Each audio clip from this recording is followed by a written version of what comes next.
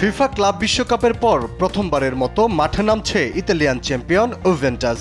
নিজেদের ঘরের মাঠ আলিয়ান্স স্টেডিয়ামে মুখোমুখি হবে সেরি বি ক্লাব রেজিয়ানার। সাম্প্রতিক ছন্দে থাকা থিয়াগো মোত্তার শিষ্যরা আবারও নিজেদের ছন্দে ফেরার লক্ষ্যে প্রস্তুতি নিচ্ছে নতুন মৌসুমের আগে। দলের অন্যতম ভরসা হয়ে উঠেছেন ২০ বছর বয়সী তুর্কি মিডফিল্ডার কেনান ইলদিজ। ক্লাব বিশ্বকাপে দুর্দান্ত খেলার পর এবার প্রস্তুতি ম্যাচেও তাকেই ঘিরে ঘুরতে পারে আক্রমণ ভাগ। তবে চোটের কারণে দলের হয়ে খেলতে পারবেন না হুয়ান কাবাল ও নিকোলো সাভোনা। অন্যদিকে সেরি বিতে গত মৌসুমটা মোটেও ভালো কাটেনি রেজিয়ানার। লিগে ১৩তম স্থানে থেকে মৌসুম শেষ করেছে দলটি। এবার নতুন মৌসুমের আগে নিজেদের প্রস্তুতি পরখ করে দেখার বড় সুযোগ তাদের সামনে। এখন পর্যন্ত মুখোমুখি ৬ ম্যাচে ইউভেন্টাস জিতেছে ৪টিতে আর ২টি ম্যাচ ড্র। ইউভেন্টাসের বিপক্ষে এখনো জয়ের মুখ না দেখা রেজিয়ানা এবার চায় ঘুরে দাঁড়াতে।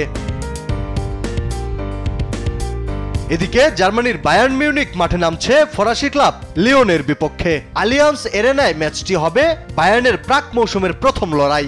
নতুন দলে যোগ দিয়েই আলোচনায় লুইস দিয়াস। লিভারপুল থেকে আসা এই কলম্বিয়ান উইঙ্গার প্রথমবারের মতো মাঠে নামতে পারেন বায়ার্নের জার্সিতে। তার সঙ্গে আক্রমণ ভাগে থাকবেন হ্যারি কেইন, সার্জ জিনাব্রি ও নবাগত মাইকেল আলিসে। তবে ইনজুরির সমস্যায় ভুগছে দলটি। মাঠে নামতে পারবেন না জামাল মুসিয়ালা, আলফোনসো ডেভিস ও হিরোকি ইতো।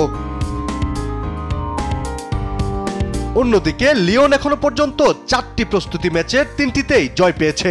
শেষ ২ ম্যাচে জর্জেস মিকাউতাজে গোল করেন ২টি। ফর্মে থাকা এই ফরোয়ার্ডই হতে পারে বায়ার্ন রক্ষণের বড় মাথা ব্যথা। তবে ইতিহাস বলছে শেষ ৪ ম্যাচে টানা জিতেছে বায়ার্ন। লিওন তাদের বিপক্ষে শেষ ৫ ম্যাচে জয় শূন্য। তাই এই ম্যাচে হারের বৃত্ত ভাঙতে মরিয়া লিওন। আলিয়াক্কাস আকাশ, স্পোর্টস ডেস্ক, দেশ টিভি।